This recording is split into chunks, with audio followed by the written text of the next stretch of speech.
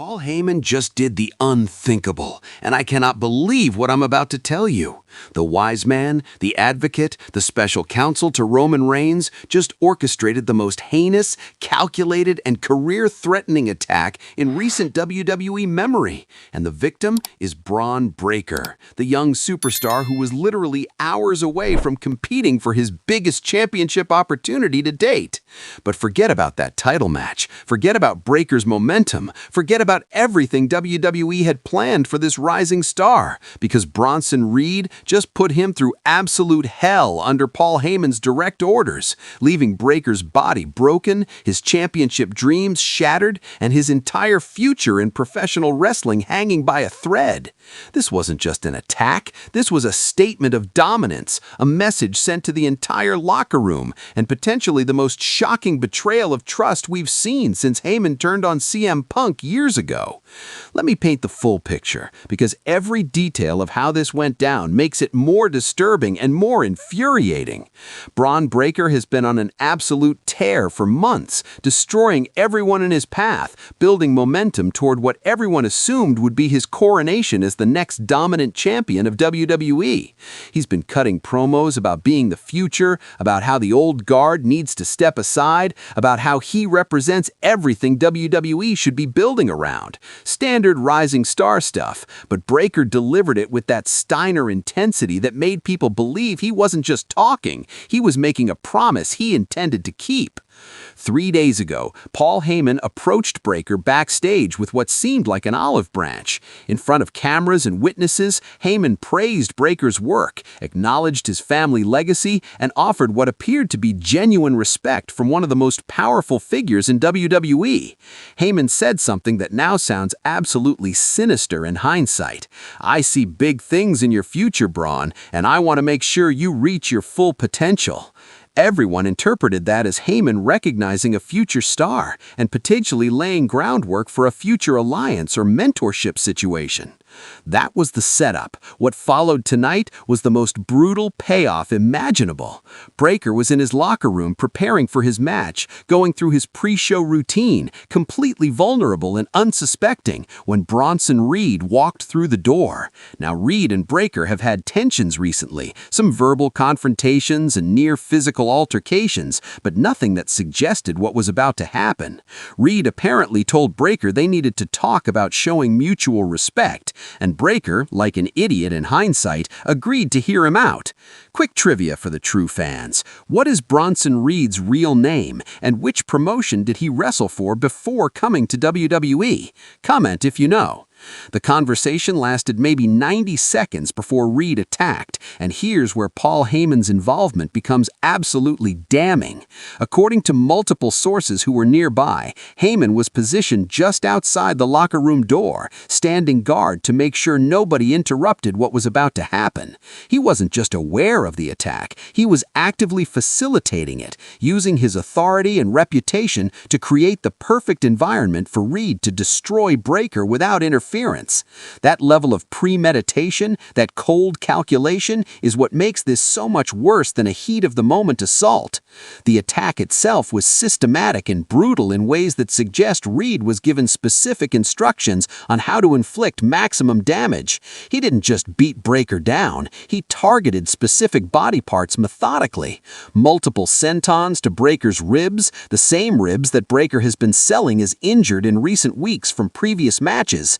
Power bombs onto equipment cases positioned strategically around the locker room, a devastating pile driver onto the concrete floor that left Breakker motionless and unresponsive for several terrifying minutes. This wasn't wild brawling, this was controlled destruction with the goal of ending Breakker's career, or at minimum ensuring he couldn't compete for months. But the absolute worst part, the moment that has me questioning whether Paul Heyman has lost his mind or whether this is some master plan we can't see yet, came after Reed had already knocked Breakker unconscious. Instead of stopping, instead of the attack being over, Heyman walked into the locker room, looked down at Breakker's broken body, and gave Reed instructions for one final move. Witnesses say Heyman pointed at a storage trunk in the corner, told Reed to set it up, and then stepped back to watch as Reed climbed to the top of the locker stalls and delivered his tsunami splash from approximately 12 feet in the air onto Breakker's already destroyed ribs.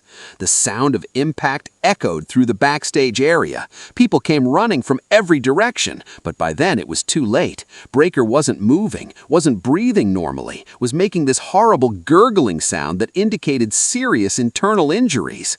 EMTs rushed in immediately, and the scene that followed was genuinely frightening, with medical personnel treating the situation as a legitimate emergency rather than a worked wrestling injury.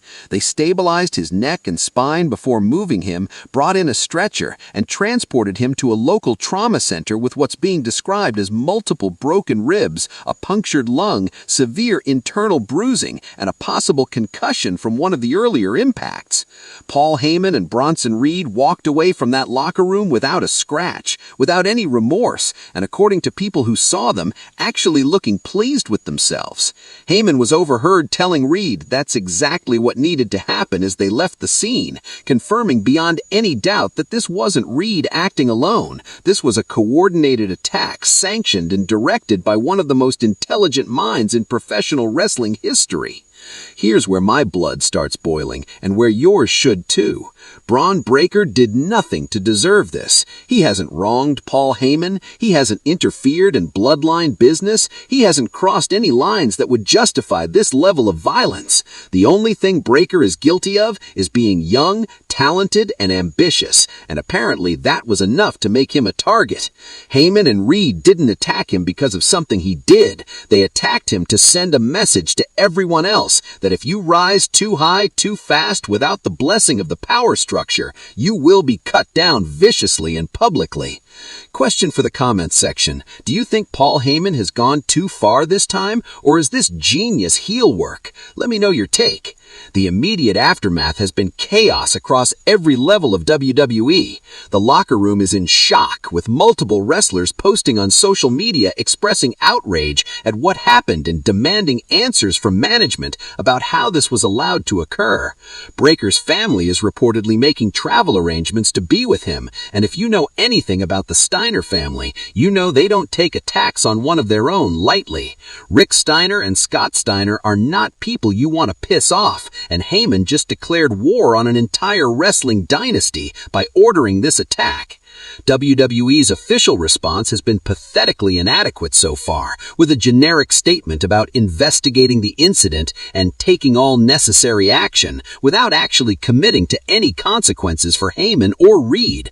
That corporate speak garbage isn't fooling anyone, and it's raising serious questions about whether WWE is going to treat this as a serious assault it appeared to be, or whether they're going to sweep it under the rug because Heyman is too valuable to the Bloodline storyline to punish meaningfully. The championship match Breakker was scheduled for is obviously off, with WWE announcing a replacement opponent hours after the attack, which feels gross and disrespectful considering Breakker is in a hospital fighting to make sure his injuries aren't career-ending. The show must go on and all that, but the speed with which they moved past what happened and found someone else feels like they don't actually care about Breakker as a person, just as a replaceable part in their machine. Let's talk about Paul Heyman's motivation here, because I've been trying to understand the psychology of why he would do this, and the only explanation that makes sense is absolutely terrifying for the rest of the WWE roster. Heyman sees Bron Breakker as a threat not to Roman specifically, but to the entire power structure that Heyman has built his legacy on. Bron Breakker represents new blood, someone who doesn't need Heyman's guidance or blessing, someone who could succeed completely outside the system Heyman has created. By attacking Breakker now, before he reaches his full potential, Heyman is pruning the tree before a branch grows too strong to control. That level of strategic thinking is brilliant from a storytelling perspective, but horrifying from a moral one. It means nobody on the roster is safe if Heyman perceives them as a threat to his influence. It means every rising star has to look over their shoulder and wonder if they're the next on Heyman's list. It creates an atmosphere of paranoia and fear that benefits Heyman because it keeps everyone focused on survival rather than challenging the established order. Bronson Reed's role in this is complicated because on one hand he's clearly the weapon Heyman is wielding, but on the other hand Reed is making the choice to carry out these attacks. Nobody is forcing him to be this vicious. Nobody is forcing him to potentially end careers on Heyman's orders. He's a willing participant in this reign of terror, and that makes him just as culpable as Heyman for what happened to Breakker. The just following orders defense doesn't work when those orders involve potentially killing someone with a tsunami splash from 12 feet up in the air. Who do you blame more, Paul Heyman for orchestrating the attack or Bronson Reed for carrying it out? Vote in the comments. The immediate medical update we received a few hours ago is not encouraging. Bron Breakker is stable, which is the good news, but he's being held overnight for observation because of the lung injury and potential complications from the internal bleeding. The broken ribs are going to take weeks to heal at minimum, and that's assuming there are no complications. The concussion protocols mean he's out indefinitely regardless of how the other injuries heal. We're looking at